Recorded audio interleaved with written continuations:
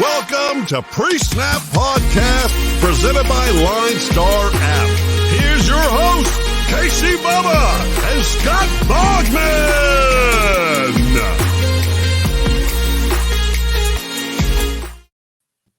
And welcome back, everybody, to another episode of the Pre-Snap Podcast, brought to you by the wonderful people at LineStar Sports. Make sure you check them out on Twitter at LineStar App and at LineStar NFL. And most importantly, download the app in the Apple App Store and the Google Play Store. Everything you need in the palm of your hands to build your winning DFS lineups. But let's just not, begrudge this any farther. You can find me on Twitter at BDentric. My co-host is at Bogman Sports. And Bogman, what a weekend. Wow. That's all I have to say. I mean, this was incredible. Easily the best divisional round we've ever had. I think they flashed up a stat during the Bills and Chiefs game. They said the widest margin of a divisional round was 18 points. Like through all four games, 18 points. It was 9 going into the night game because all 3-point games. And then we, of course, had the touchdown to end this one late at night here. And what a game it was. Wow. Yeah, it's crazy. 3 road teams won the first 3 games, almost swept the board with road teams. Bogman and I were talking before the show, the 2 Saturday games weren't the highest scoring games, but they're tight, like always in question, it seemed like, until the end, obviously when a field goal wins it. But and then Tom Brady almost getting another one of those comebacks, and then we'll recap it all. But right, my goodness, and then the nightcap lived up to it. I think it was the radio show we do, but when you asked what do I want to see in that game, I said I want to see it go down to the wire where both these guys have to make plays, and I really don't care who wins at that point. Like I think I picked the Chiefs, but whatever, it did just that. It was absolutely electric factory. Oh no, I said it needed to be the final drive where Mahomes had to have a touchdown to win it, and he did. Yeah, I mean, he got the field goal. He had the touchdown at Tyreek before that. Gabe Davis with the 4 touchdowns. I mean, we're going to go over it all. Look at that. Let's just, before we just keep going, because it was pure craziness, let's just go straight to Saturday morning. The Bengals. Your escalator of sadness needs a new name because this team's going to the AFC Championship. I don't care. AFC Championship. We should put some respect on that name. First off, first win in 31 years last week. First road win ever in franchise history. Going to the AFC Championship game, going 19-16 in Tennessee. Just Joey, I'm gonna say big balls Burrows. I mean, he didn't throw any touchdowns, so I mean, he was great. Sacked 9 times, and he got sacked 9 times. Like, so to me, this is more. Look, Cincinnati going to the AFC Championship game. They've already beat the Chiefs. They could absolutely go to the Super Bowl. I'm not trying to take anything away from Cincinnati, but when you look at this game objectively, this is more about the Titans losing it. It's more about Ryan Tannehill. Yeah, throwing 3 interceptions. He had an interception to start the game. He had an interception to start the half. He had an interception to end the game. Yeah. So that was the game. It was all about Tannehill not coming through and turning the ball over. I mean, Cincinnati put up 17 points. They win. It doesn't matter how many points you put up. You win the game. That is the name of the game. Survive and advance. Absolutely. But, if they play like that against the Chiefs, they'll get blown out. I don't think they will. I think they're going to be much better against Kansas City, and I think we're going to have a fun AFC Championship game, just like all these games were. But, I mean, you get sacked 9 times. I mean, you got to change something. You got to adjust, and they didn't. The defense came through for them. I mean, Mike Hilton with the unbelievable interception. That tip pick. That oh, my tip goodness. And pick, Amazing. And so the Steelers fans are pointing out, like, the Steelers paid $4 million for Zach Banner to stay and let Mike Hilton walk for 6, and Zach Banner played 5 snaps this year. So, that's just the way the cookie crumbles sometimes. But I mean, that Cincinnati defense was great. They caused turnovers. They were wreaking havoc, and the offense did enough to win the game. Is kind of what it came down to. So. Fun, kind of scrappy in the trenches game that we had there. There was some offense, but there were a lot of turnovers too. So Tennessee gets the first round bye, and it was what I said. I picked the Bengals on the money line, even though I didn't want it to happen. We got A.J. Brown, we got Derrick Henry, we got Julio, but these guys all, you have 2 weeks to all come together, and it just wasn't enough time. And down goes the number 1 seed in the AFC. And And it happened right after that. Yeah. Yeah. No, Tennessee, man, it's like they're going to kick themselves. I think I love the Bengals, and the Bengals might be the better team. But like you said, Tennessee, the fact that they their defense did what they did, there's no reason they should have lost that football game. Henry looked good, but you could tell he was limited. There was a lot of serious. He was out, and Foreman looked great, Foreman had the biggest run of the big game. Run. He looked great. Hilliard looked good in the passing game. It's a nice little three-headed monster that could have kept them going and, get Henry healthier. And never know, my Super Bowl weekend, he could have been running over people, but we'll never know.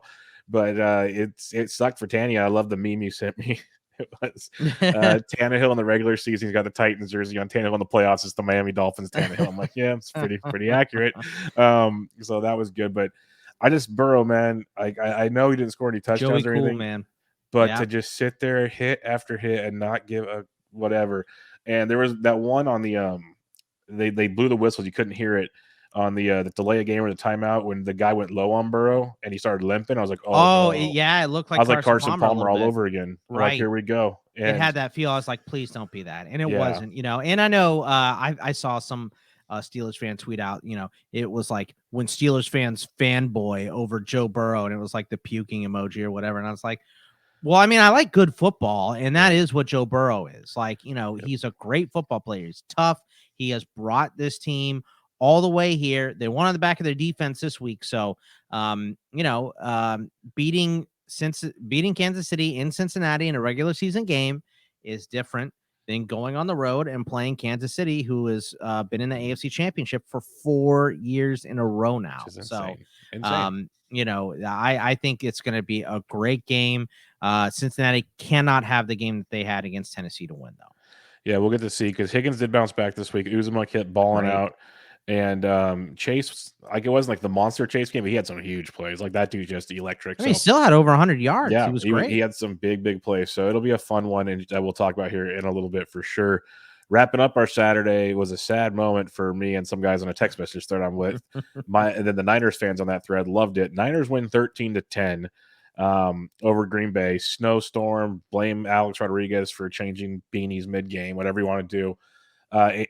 Rodgers didn't, he wasn't bad, but he wasn't what you need from an MVP. I'll say that flat out. The conditions, I think, might have been worse than you think. I'm not trying to placate it, but even the announcers are saying these guys couldn't cut her. They were slipping, sliding all over that freaking place by the end, which makes it just tough to hit your guys in motion like you're supposed to. Devontae still had a game. Aaron Jones was awesome. But other than that, Lazard had one catch. Cobb had none. It was a two-man show basically, because Dylan scored the touchdown, but he got cracked ribs. He's done. Doesn't matter. They're all done. But the Niners, man, Jimmy G made the big mistake you expected him to make. They didn't really woo you. Debo did great things. It was all about the special teams. So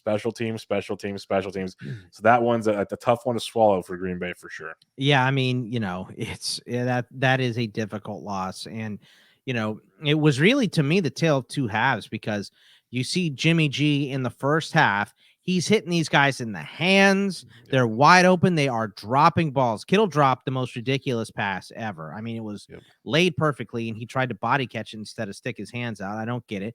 Debo dropped one. Ayuk dropped one and almost fumbled, too. They had to go back and review it. They called it a fumble on the field. But it was like, all right, for, up to the last 2 minutes of the first half, Jimmy G was fairly flawless. And then the big pick right before the half, and you saw it coming. You go, oh, yikes. Here we go. Here's where, the Packers take over. They never did that. The play calling wasn't great. Obviously, you had special teams disasters. I mean, Jimmy Ward got cooked after Jimmy G threw that pick. You're just saying, all right, just don't let him kick a field goal. Just keep the ball in front of you. And Aaron Jones almost scored a touchdown on that play. I mean, I was really surprised he didn't. I think the conditions stopped. I think the conditions stopped him. I think he's gone more often than not on a regular field. I really do think something stopped him there. Yeah, I mean, I don't know what it was, if it was just pulled a hammy or just, the I think it's just the slickness. The slickness. He's running. You run differently. Slickness on the field, whatever it was. He didn't score. And then Jimmy Ward comes in on the blocked field goal and makes up. It was like, you just gave up those points and then he took them right away. So a great blocked field goal by Ward before the half. You come out in the half and the conditions are even worse. Now, not only is it cold, it's also snowing. So you think, okay, well, Green Bay is definitely going to dominate here. they just couldn't get it rolling. The Niners defense was awesome. Yep. It was so good. Warner was everywhere. Bosa was all over Rodgers. Man, and those guys almost didn't play this week too. And the play calling was atrocious. I mean, Matt LaFleur does a great job most of the time. Safe and cautious, man. Yeah. I was like, let it rip, dude. You have one of the best quarterbacks in NFL history. Let him throw the ball. Did they not learn anything last year? Go down swinging. What are you doing? You have this guy who's probably not coming back now. At least his first, he might still, but his first interview flat out said, "I'm not coming if it's a rebuild," and they're pretty close to a rebuild. So, this is where it's at. Right. Yeah. I mean, it's it's a difficult week for the Packers. I understand, but Jimmy G just did enough to win. Really, it was all the defense and the huge block punt for a touchdown. Was all of it, but neither team had anything going. It was an ugly, nasty weather game, and the Niners come out on top of it. And there's been a couple times where the Packers have this cold weather home field advantage and just cannot take advantage of it. Yeah. So it just goes down in the books. I did see a meme, earmuffs, Green Bay fans. I'm not trying to upset you, but it was funny to me. It said, of course they lost this weekend because you add the extra week. This would be NFC Championship week. So, makes sense. Good. It's pretty good. Pretty good. It hurts, but it's good. Yep. A lot of those Steelers one hurt me, but they're funny. Right. That's better memes than the ones I was getting fed up with on Twitter, but I'm not going to bring that to the show. I could not handle it is what it is. But tough loss for Green Bay. That was a tough one to stomach because they've pretty much wasted one of the better wide receiver quarterback combos that you'll ever see. They've wasted it now. So we'll see how the offseason plays out for them. But good for the Niners. Jimmy G, 2-0 with 0 touchdowns and 2 interceptions so far in the postseason. Like NFC Championship. Yeah. Yep, that defense is freaking churning on all cylinders. So we'll talk about them some more here in a little bit when we talk the previews. But let's get to Sunday, where we find out who the Niners play in the title game, and that is the Los Angeles Rams, winning 30-27 by the skin of their chinny chin chin, or skinny teeth, as Al Michaels said on the field goal kick. The Rams were in complete control of this football game. Pure domination. Bucs had nothing. They were missing Wirfs. Their O-line, we talked about it on the previous show. If their O-line was out, it's going to be problems. Wirfs was out, and Brady was running for his life. They kind of had a few things going here and there, but it was pretty much it was the Rams' show. They were getting it done. OBJ, Kupp, Akers was looking decent, but Stafford was phenomenal, just throwing seeds everywhere. And Brady got a few things going with Lenny, but they let him back in like usual. Yeah. Evans beat Ramsey deep, which was amazing. A lot of dumb turnovers, but playoff Lenny Cam 2 Akers. Scores. Cam Akers 2 huge fumbles. But in the end, and the weirdest part, Gay makes the kick at the end to win it. Mm-hmm. But this is a Pro Bowl kicker with no wind that came up short on a 47-yarder. It felt like something went horribly wrong. Like, we got hurt before the game. I don't know if you saw that. He pulled his groin or twisted his knee or something happened. And they weren't even sure he was going to be able to kick. They were talking about it on the opening kick. They weren't sure he's going to be able to do it. And then he went out there and, kicked the opening kick. And you think, okay, well, he's fine. And obviously that's why I was shocked. I'm like, this guy 47, like eyes closed, like Justin Tucker type stuff. And I'm like, he was short. I was like, what? So what was your thoughts on it? It was a wild one. It looked like it was going to be a snooze fest. And then Brady did Brady things. Right. Well, I think what happened was you get up and then you get conservative. And in the second half, we kind of saw that a lot of runs from LA, and Cam Akers coughed the ball up. There's some goofy play calling in the second half, but it was just like, you can't give Brady this window. You can't give him this window. And they did. But, once again, a theme of this week, you leave too much time on the clock. And Matt Stafford, they decided not to go conservative and not to play for overtime and to take some shots. And I mean, I don't know what happened. How do you let Cooper Kupp get that open on 2 straight plays? Unbelievable. It just makes no sense to me. So the Rams were able to, get in field goal range, and they were kind of talking about, can you get him in this range? Blah, blah, blah. Didn't matter. Huge play to Kupp, so just unbelievable way to end that game as well. So we all thought Brady was going to come back and win this. And I was even saying that in the ITL group me. I was like, does anybody think that the Rams are winning this game?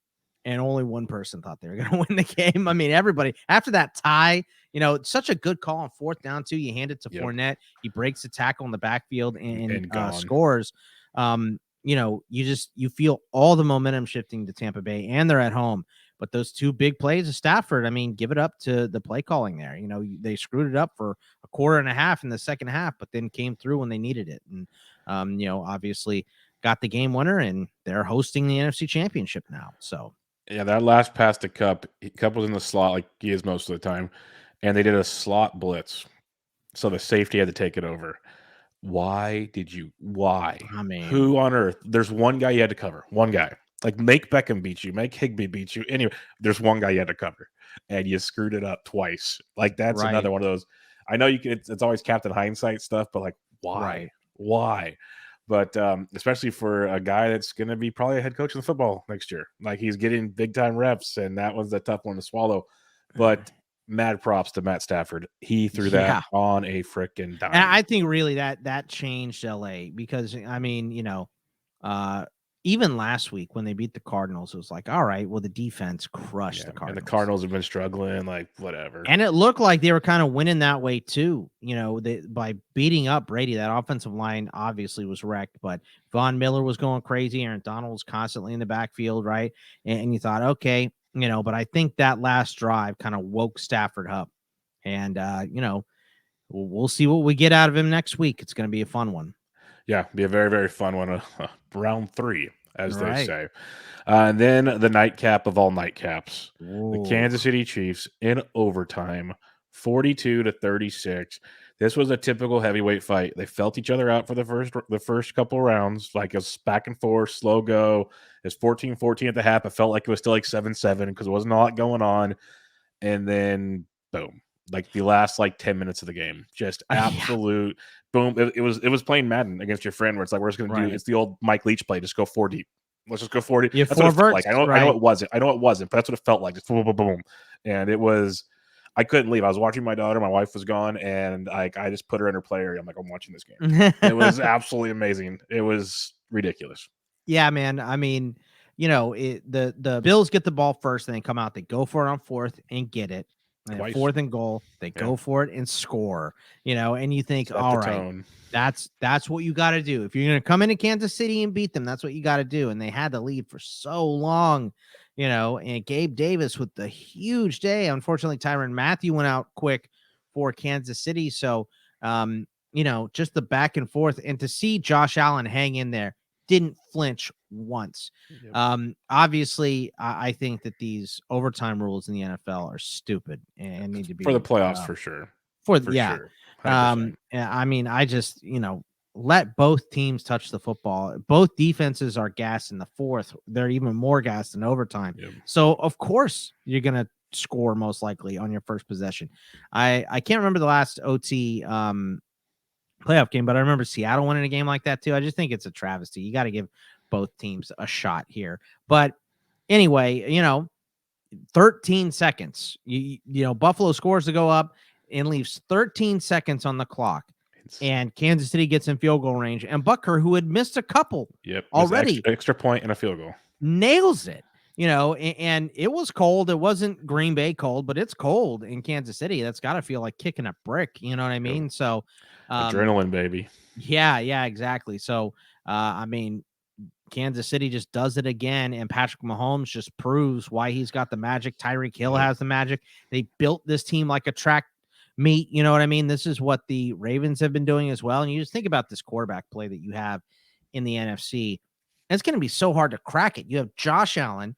You have Patrick Mahomes, you have Joe Burrow, you have Lamar Jackson, you have Justin Herbert, you have so many good quarterbacks in this conference.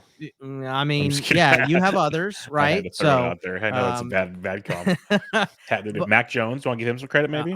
Mac Jones going to be rookie of the year for sure. Yeah. So, you know, I think that it's just Patrick Mahomes had the magic, man. I saw it last week, you know, when the Steelers woke him up, and it was like you just couldn't do anything to stop him. And Buffalo couldn't stop him, but Kansas City also couldn't stop Josh Allen. So it was awesome. If Burrow comes out slinging like he did in that first matchup, the Bengals can win going away. But I just don't know that anybody is going to be able to slow down this Chiefs offense with the way they're clicking. They are unbelievable right now. What was so amazing, a lot of it was because the Bills both defenses were tired towards the end, like you said.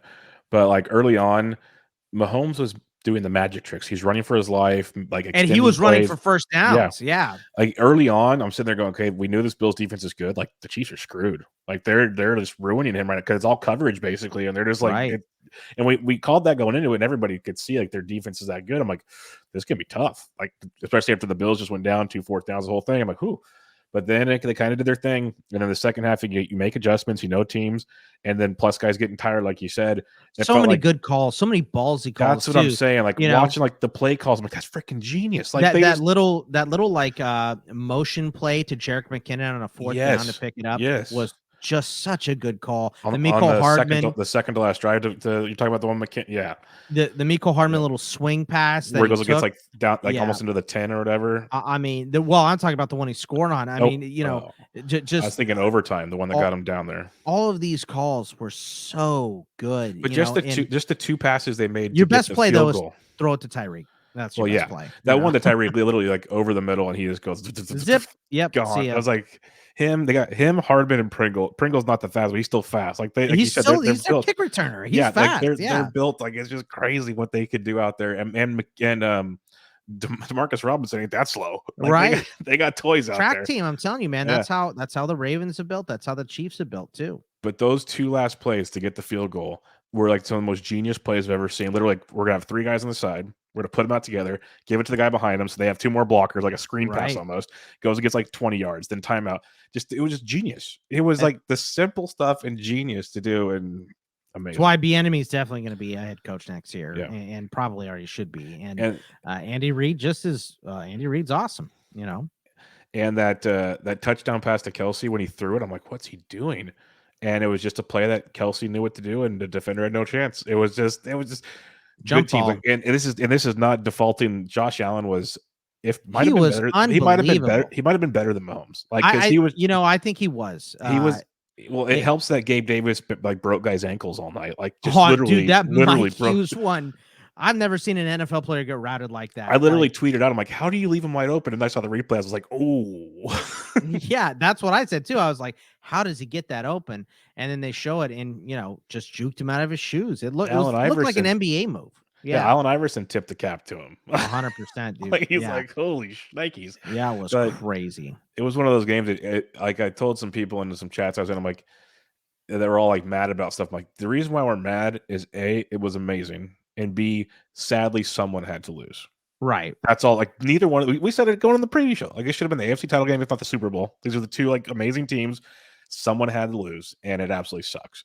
And it sucks because we talk about it like this, but in reality, especially when we do the preview show later this week, the Bengals are awesome. Joey Burrow is awesome. They could easily win this game. Like, it's nothing against them. It's nothing against them, but these were the 2 teams. Like, this was it right here, and it sucks. And I think we had the best 8 teams in the NFL this week. I don't know that we have the best 4 teams in the NFL this week. Not at all. We have like the best 1 and maybe like the 3rd or 4th best team. Like the NFC, let's just preview it now. Let's get into the preview for the following weekend. The first game is the AFC game. They open up the weekend. Bengals at the Chiefs, noon Pacific, 3 Eastern. The opening line is Chiefs -7. Over under a 53.5.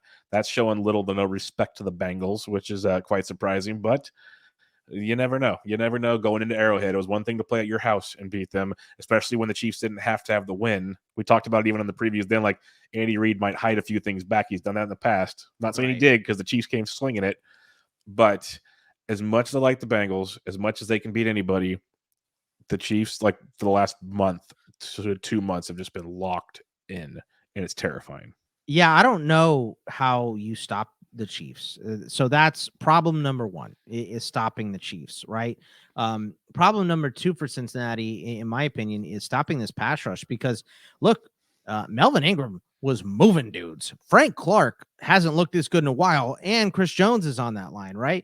Nick Bolton has played so much better. They're going to get Tyrann Mathieu back, assumingly. We'll see if he is back, but I mean, it's going to be hard when you just gave up 9 sacks. Tennessee's defense better than Chiefs. I mean, I don't think anybody's arguing that. But and I don't think Burrow's going to get sacked 9 times.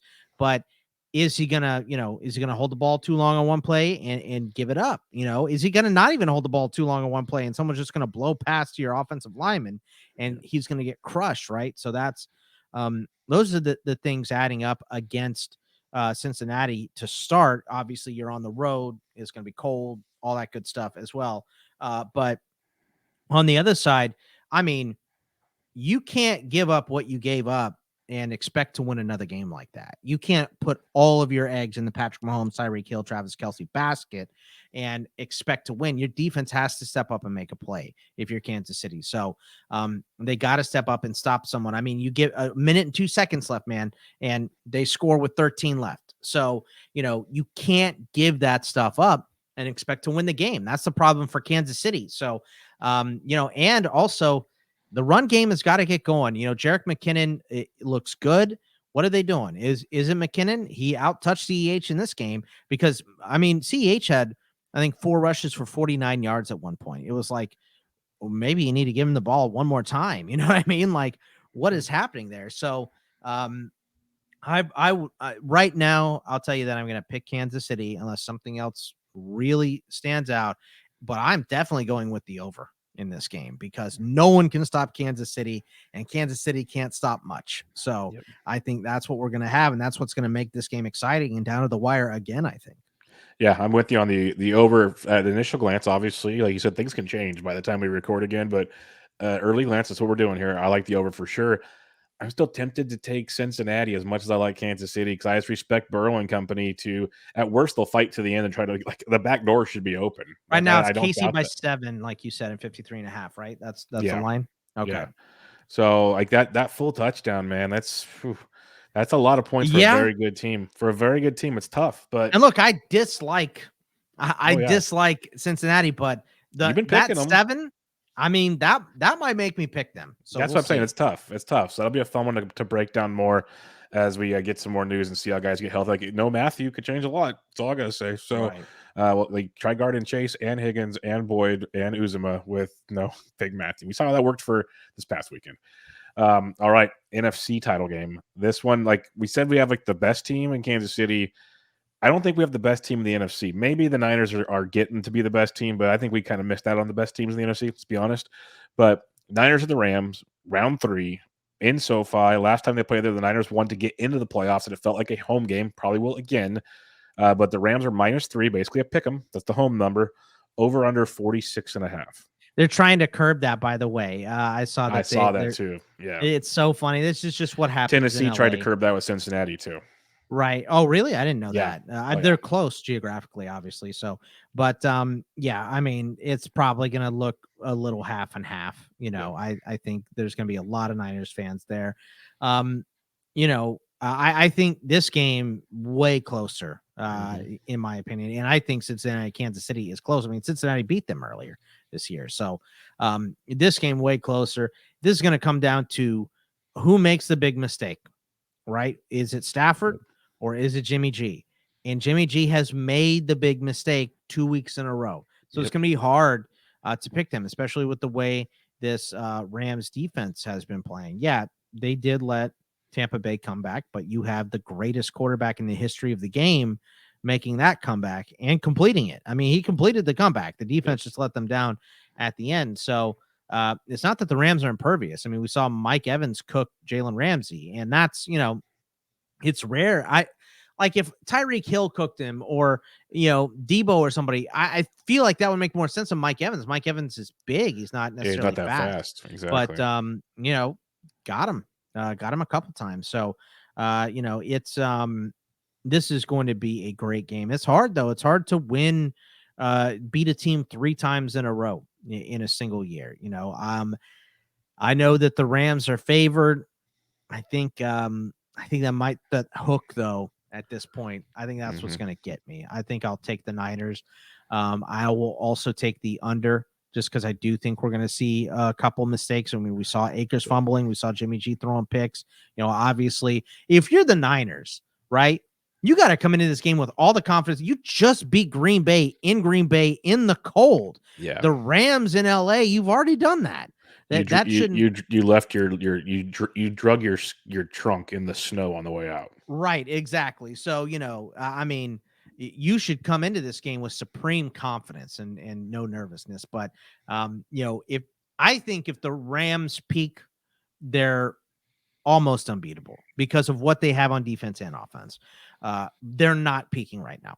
They're playing very well. They just beat Tampa Bay in Tampa Bay, so they're playing very, very well. They're not peaking. So are we going to get them take that next step? I think they're going to have it to beat San Francisco. San Francisco will beat you with points. They'll beat you without points. It doesn't matter.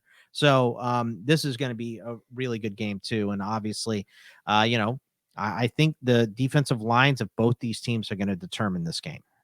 Yeah, that's what's fun about this one. I do lean under to start with for sure as we look at things, because in order for the Niners to win any football game right now, it's defense and running, which is clock, tick, tick, tick. Right. And we've seen it time and time again with them. They do not want to go into a track meet. So I think that's what we got to lean to for sure. I think their defense is good enough to slow the Rams down again. I know they didn't do it a ton in that final game, but the way they're focused right now, it's going to be tough the way Bosa and Warner and company are doing it. So that'll be interesting to see how the health comes out of here, because they have a couple guys still banged up on the O-line that we got to see how they turned out after this past game too. But I did see a stat. The Niners, when Debo has 5 carries or less, or like 500 on the season, when he has 6 carries or more, they're 8-0, including the playoffs. I mean, look, they keep using him back there. So, and I think it's smart too, because, Eli Mitchell, when he was in college, was part of a 3-back system. And so he never had I think he had over 20 carries 4 or 5 times in his college career. It wasn't a bunch. We saw him at 27 last week. I can't remember what he had yesterday, but he missed 5 weeks, 6 weeks. I think he played 11 games. So he missed 6 weeks because, guy's not used to carrying the load like that. So lightening it with Debo makes a lot of sense. So I think it's a good strategy for them. It's going to be a fun championship weekend. I hope it's as good as the divisional round, but how could it be? This was incredible. That's the problem. How could it be? It was an incredible weekend.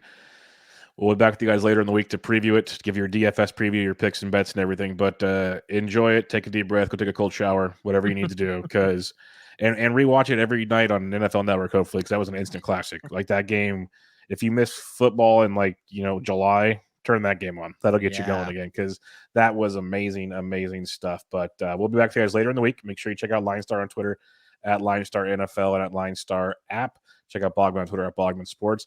I'm Matt Beatty-Entrick. Catch you guys later. See ya.